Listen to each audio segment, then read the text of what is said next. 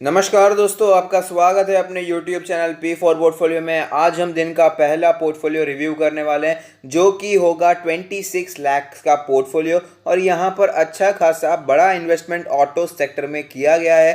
कौन से स्टॉक्स हैं उसके बारे में बात करेंगे, लेकिन उससे पहले अगर आपने चैनल को सब्सक्राइब नहीं किया है तो प्लीज़ सब्सक्राइब कीजिए और रेगुलर अपडेट्स पाने के लिए नोटिफिकेशन बेल को प्रेस कीजिए। साथ ही साथ टेलीग्राम चैनल को भी ज्वाइन कीजिए जिसकी लिंक डिस्क्रिप्शन बॉक्स में दी गई है। तो आप देख सकते हैं कि टोटल इन्वेस्टमेंट किया गया है 26,84,000 के आसपास का और करंट वैल्यू चल रही है 28,59,000 के आसपास। चेंज देखने को मिला है 6.53% का पॉजिटिव चेंज। कौन से स्टॉक्स हैं? अशोक लेलैंड 97 के प्राइस पर 750 क्वांटिटी 73,000 का इन्वेस्टमेंट किया है, 48% का लॉस हो रहा है। आइसर मोटर 15,000 से भी कम के प्राइस पर 10 क्वांटिटी ली है, 1,47,000 का इन्वेस्टमेंट किया है, 40% का आपको प्रॉफिट हो रहा है। मारुति सुजुकी में 6,400 के प्राइस पर 63 क्वांटिटीज 4 लाख का इन्वेस्टमेंट किया है, यहाँ पर 7% का आपको लॉस हो रहा है। मदरसन सुमी 144 के प्राइस पर 1,270 क्वांटिटीज 1,83,000 का इन्वेस्टमेंट किया है, 34% का आपको लॉस देखने को मिल रहा है। टाटा मोटर्स 163 के प्राइस पर 650 क्वांटिटीज 1 लाख रुपीज़ का आपने यहाँ पर इन्वेस्टमेंट किया है, 37% का लॉस देखने को मिल रहा है। तो अगर बात करें कंपनीज के बारे में तो अच्छी खासी कंपनीज आपने चूज़ की है ऑटो सेक्टर में। इतनी ज़्यादा ऑटो सेक्टर में कंपनीज चूज़ करना मेरे हिसाब से रिस्की होगा और हमने देखा भी आपको ज़्यादातर लॉस ही सहन करना पड़ रहा है। अशोक लेलैंड और टाटा मोटर्स में तो मैं फिलहाल बिल्कुल भी रिकमेंडेशन नहीं दे रहा हूँ बाइंग की। ये काफ़ी ज़्यादा डेप्थ में दबी हुई कंपनी है और फिलहाल ऑटो सेक्टर में काफ़ी ज़्यादा बुरा दबाव हमें यहाँ पर पड़ता हुआ नजर आ सकता है। मारुति सुजुकी अच्छी कंपनी है, इसमें अच्छा आप इन्वेस्टमेंट कर सकते हैं और आपने किया भी है, लेकिन कुछ ज़्यादा ही इन्वेस्टमेंट आपने यहाँ पर कर दिया है। आपके पोर्टफोलियो के हिसाब से कुछ ज़्यादा ही कैपिटल आपने मारुति सुजुकी को अलॉट किया है। और अगर ओवरऑल आपने ऑटो सेक्टर की बात करें तो आपने पूरे ऑटो सेक्टर में भी कुछ ज़्यादा ही इन्वेस्टमेंट किया है। अपने पोर्टफोलियो के मुताबिक कुछ ज़्यादा ही इन्वेस्टमेंट ऑटो सेक्टर में आपने अलॉट किया है, जो कि एक गलत बात है और यहाँ पर आपको उसका भुगतान भी देना पड़ रहा है। अशोक लेलैंड में अच्छा खासा लॉस हो रहा है, मदरसन सुमी और टाटा मोटर्स में भी लॉस हो रहा है। मारुति सुजुकी में लॉस परसेंटेज वाइज भले ही कम हो रहा है लेकिन क्वांटिटी ज़्यादा है, इसलिए वहाँ पर भी लॉस देखने को मिल रहा है। तो मेरा मानना है आइसर मोटर में आपने अच्छी क्वांटिटी ली है, आपको प्रॉफिट भी हो रहा है। तो यहाँ पर अगर आप प्रॉफिट बुकिंग करना चाहते हैं तो करने के बारे में सोच सकते हैं, क्योंकि आप खुद मानते होंगे कि बाजार ऊपर भले ही जा रही है लेकिन कामकाज तो अभी भी बंद ही पड़े हैं। कामकाज में, बिजनेस एनवायरनमेंट में बहुत ही बुरा इफेक्ट पड़ा है। तो ये सोचकर ही हमें बाजार में काम करना चाहिए, बाकी आपकी मर्जी है।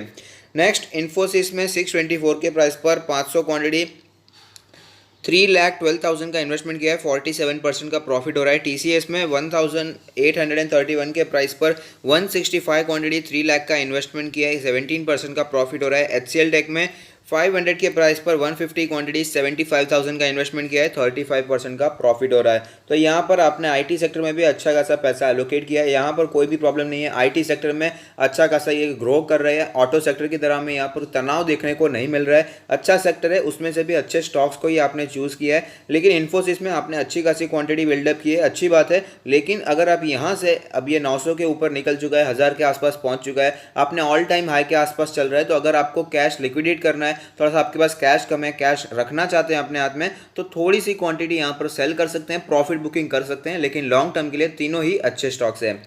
नेक्स्ट है ब्रिटानिया 2268 पर 9 क्वांटिटी है, आपने इन्वेस्टमेंट किया है 20,000 का, 68% का प्रॉफिट हो रहा है। टाटा कंज्यूमर 208 के प्राइस पर 90 क्वांटिटीज 18,000 का इन्वेस्टमेंट किया है, 95% का प्रॉफिट हो रहा है। आईटीसी 239 के प्राइस पर आपने 440 क्वांटिटीज उठाई है, 1 लाख का इन्वेस्टमेंट किया है, 16% का आपको लॉस हो रहा है। तो मैंने देखा कि आपका जो पोर्टफोलियो का साइज है वो हिसाब से काफ़ी कम आपने इन्वेस्टमेंट किया है एफएमसीजी सेक्टर में।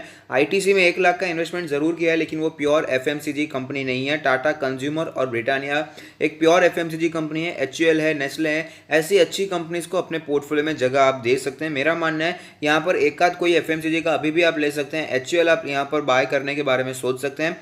और ब्रिटानिया और टाटा कंज्यूमर दोनों ही अच्छी कंपनी से, यहाँ पर आप क्वांटिटी बढ़ाने के बारे में सोच सकते हैं। जब भी कोई डिप्स देखने को मिले तो बाय एंड डिप्स की स्ट्रैटेजी यहाँ पर लगा सकते हैं, तीनों की तीनों अच्छी कंपनीज है। नेक्स्ट है टाइटन 1029 पर 52 क्वांटिटीज 53,000 का इन्वेस्टमेंट किया है, 2% का प्रॉफिट हो रहा है। लॉन्ग टर्म के लिए ये भी काफ़ी अच्छा है। एशियन पेंट्स 1172 पर 24 क्वांटिटी आपने इन्वेस्टमेंट किया है 28,000 का, 45% का प्रॉफिट हो रहा है। लॉन्ग टर्म के लिए काफ़ी अच्छा स्टॉक है। हैवेल्स 590 के प्राइस पर 160 क्वांटिटीज आपने इन्वेस्टमेंट किया है, 94,000 का, 2% का प्रॉफिट हो रहा है। लॉन्ग टर्म के लिए ये भी अच्छा है। डिमार्ट में 2000 के प्राइस पर 16 क्वांटिटी 32,000 का इन्वेस्टमेंट किया है, 1.55% का प्रॉफिट लॉन्ग टर्म के लिए काफ़ी अच्छा है।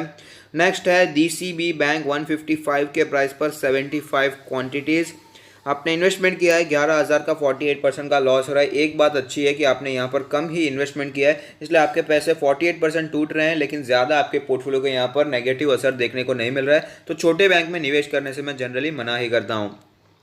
नेक्स्ट है HDFC AMC 1275 पर 13 क्वांटिटीज़ 16,000 का इन्वेस्टमेंट किया है, 93% का आपको प्रॉफिट हो रहा है। अच्छा शेयर है, इसे लॉन्ग टर्म के लिए ऐड किया जा सकता है। बल्कि मैं तो ये भी कहूँगा कि जो 2400 के आसपास की रेंज है, अच्छा सपोर्ट है, वहाँ पर अगर आप लॉन्ग टर्म के लिए बाय करते हैं, फ्रेश बाय करते हैं तो भी अच्छा है। अगर आप यहाँ पर क्वांटिटी बढ़ाने के बारे में सोच रहे हैं तो थोड़ी सी क्वांटिटी करंट मार्केट प्राइस पर भी बढ़ा सकते हैं।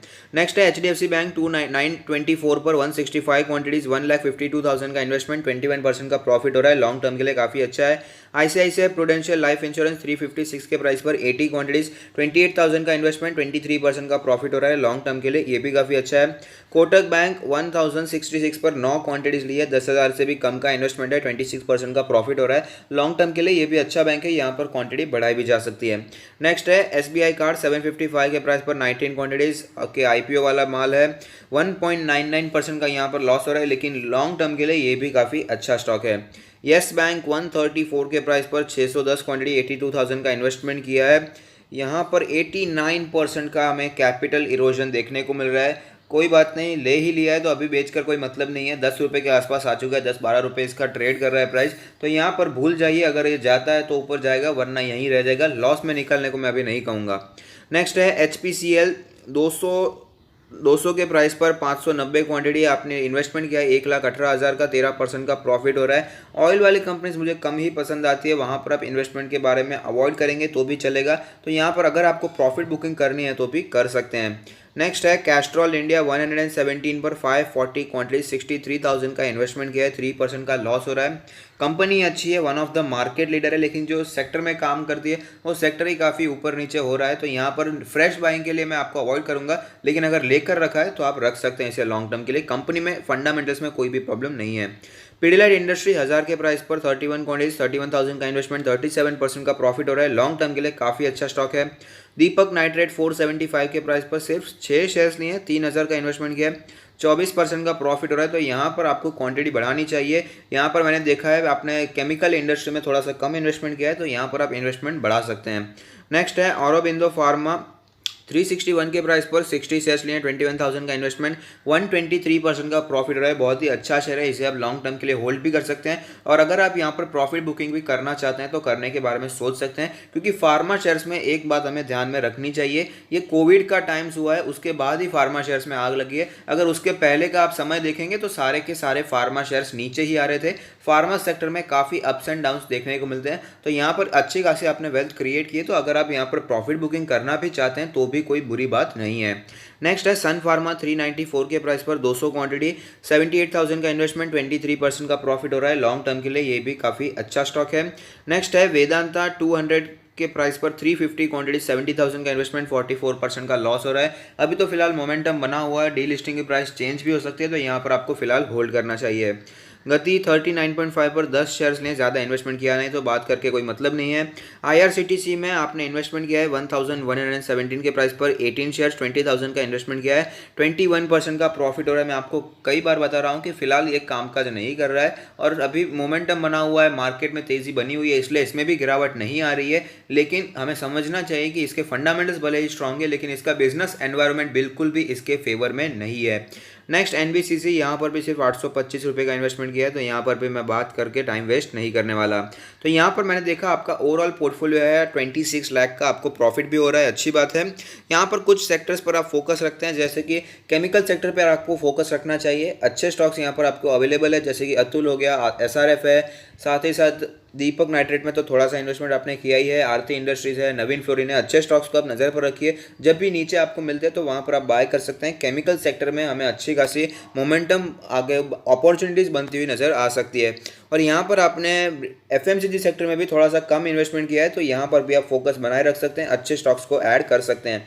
और यहाँ पर आपको आइसर मोटर्स के बारे में बता चुका हूँ कि ऑटो सेक्टर में ज़्यादा हमें ओवर बुलिश होने की ज़रूरत नहीं है। अगर बुलिश होना ही है, अगर हमें इन्वेस्टमेंट करना ही है, तो मैं कहता हूँ टू व्हीलर्स में कीजिए, फोर व्हीलर्स पैसेंजर व्हीकल्स में कीजिए और फार्म इक्विपमेंट सेक्टर यानी कि ट्रैक्टर्स बनाने वाली कंपनी में कीजिए। कमर्शियल व्हीकल्स वाला बिजनेस अभी भी थोड़ा सा इतना ज़्यादा अभी बुलिश नहीं हुआ है, तो संभल कर इन्वेस्ट करने के बारे में मैं राय दूंगा। तो अगर आपको ये वीडियो पसंद आता है तो लाइक कीजिए, शेयर कीजिए, कमेंट कीजिए, सब्सक्राइब कीजिए और मुझे मोटिवेट कीजिए। Thank you. Stay happy, happy investing.